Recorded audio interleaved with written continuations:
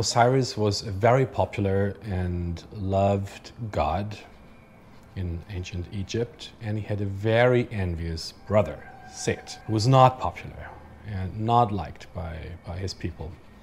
So there was this kind of really big struggle growing in between the two, and at some point Osiris was killed by his outraged brother, and he was torn apart, literally torn into many, many, many pieces. And Set was spreading all these body pieces all over the country.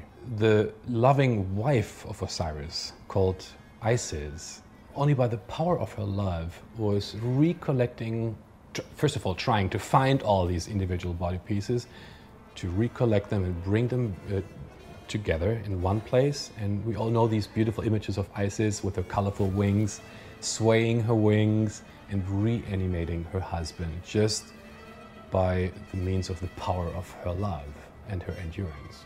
And for me as a composer, formally spoken, it's also very interesting to present little objects, pieces of sound, of music, separately, and what they sound like as a whole. So you have a totality of sound, which is then destroyed, falls apart into individual objects. We see the individual objects, and then they're recombined again and seem to sound different, but they're not the same. So after Osiris is reanimated, he has to stay in the underworld and reigns as the god of the dead.